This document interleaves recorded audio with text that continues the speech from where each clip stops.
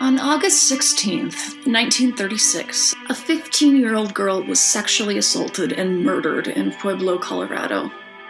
Her 12-year-old sister was left injured, but alive. A man confessed to their murders, a man many would later go on to call the happiest man on death row. This week on Out of the Past, Joe Arridy and the Drain sisters.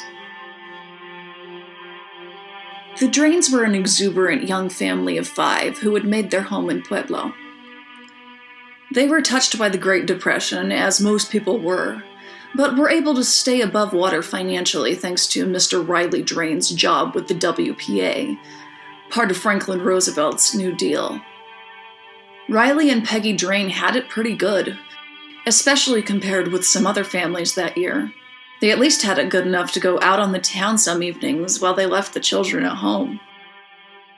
That's exactly what happened on the evening of August 16th. They went out for dinner and dancing. They felt they could leave Dorothy and Barbara at home. Dorothy was nearly 16. They were responsible. And the Drains' youngest, Billy, 9, had an offer from a friend's family to stay the night. They could go out and not have anything to worry about. But all the confidence they had that their family was safe must have slipped away in an instant when Peggy and Riley arrived at their home. They had a household rule. The living room light always had to be on if the Drains were out after dark. When they got there, the house was pitch black. They went inside but saw nothing. They turned on the lights and still saw nothing. It was the sound of moaning upstairs that finally led them to the crime scene. Dorothy was dying in a pool of blood. Barbara was barely alive. The authorities and medical personnel were called. After an examination, it was determined that both girls had been attacked with a sharp object, and Dorothy had been raped. They cared for the girls, but Dorothy passed a few hours later in the early morning.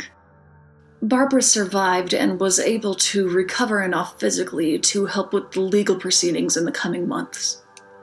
The investigation was ordinary at first. They looked at the typical suspects, and after questioning several people, they started to zero in on a man named Frank Aguilar, whom Dorothy's father had recently fired. All the evidence pointed straight to him.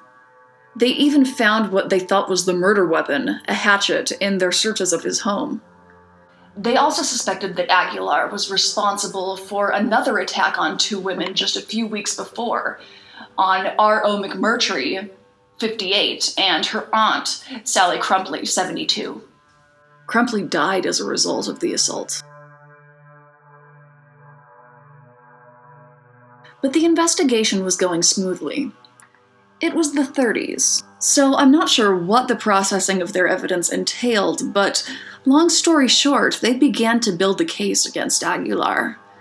That's when everything turned upside down. A man who had lived in a mental institution since he was 10 years old, Joe Arridy, suddenly took over the title of main suspect, especially in the media. He escaped from the state home and training school for mental defectives in Grand Junction, and the authorities found him wandering in Cheyenne, Wyoming. The county sheriff questioned him in the Cheyenne facility, and by the time they were finished, Sheriff George Carroll came out of the interrogation room, claiming that Arridy had confessed to the Dorothy Drain murder. The people of Pueblo were shocked. He wasn't an unfamiliar face. He had lived there until he was sent to the institution in 1925. Back in his early years, he had tried to fit in, but he struggled. The child of Syrian immigrants, racism played a part in his daily life. His parents had tried to enroll him in school, but the teachers sent him back after 1 year, insisting he was a child who could not learn. That is a pretty insane judgment to make about a first grader. After this, Joe didn't have access to education. He had a rough childhood, being consistently bullied and beaten up throughout the time he lived in Pueblo. The institution was no paradise either. Joe Arridy had suffered intensely in his short life. Doctors and specialists claimed Joe had the mind of a 5-year-old, and the IQ numbers for Joe Arridy were somewhere around 45. Even with a tight case against Aguilar, police pursuit of Joe Arridy continued. Arridy kept confessing, and each story was a little different, a little bit closer to the truth. Authorities deduced that he must have been an accomplice of Frank Aguilar. During interrogation, Arridy apparently claimed he had been with a man named Frank. During the interrogation of Aguilar, there was one statement he made that implicated Joe Arridy in the crimes, but that statement was retracted. His confession on record does not mention Arridy at all. Some assumed that this one statement that mentioned Arridy was the result of police coercion. They might have told him he'd get a lighter sentence if he connected their stories. But ultimately, for whatever reason, Aguilar was not comfortable implicating Joe Arridy in the crime. Arridy and Aguilar's supposed partnership was never introduced in Aguilar's trial, nor was the notion of him working with an accomplice at all. He did, however, confess to the Crumpley murder and the attack on Mrs. McMurtry. McMurtry came to the courthouse for the reading of the verdict. She told authorities that she could positively ID Aguilar as the man who attacked her a few weeks before the Drain attack. Aguilar was executed on August 13th, 1937. His name is spelled incorrectly on his grave marker. So much coercion and unsavory police work went on here that it's hard to even take other parts of Frank Aguilar's confession as truth. My question is, why? If you have a man confessing to the crimes, why try to coerce another man into confessing? And the pressure to confess didn't even come from the Pueblo police, who had jurisdiction over the case. Joe Arridy was interviewed in Cheyenne and confessed to the authorities there. Why would Wyoming police pressure a man to confess to a murder in Colorado? When Arridy was sitting in the Cheyenne interrogation room, who brought up the Drain incident first? Him or the cops? Either way, everything that happened from this point on is now considered cruel and unusual treatment of Joe Arridy. In 1937, it was Arridy's turn for trial. Unlike the prosecution's strategy in the Aguilar case, the Joe Arridy case specifically focused on him being an accessory to Aguilar's crimes. This supposed partnership between the two of them was essential to the prosecution's case. Arridy was convicted as well, and his sentence was also death. Gas chamber was the method proposed. What was obvious through all the proceedings was that Arridy had absolutely no idea what was going on. He didn't understand the gravity of the charges against him. Some said he really didn't even seem to understand what a trial was. He tried to make friends with people in the courtroom. After the trial, his childlike attitude remained.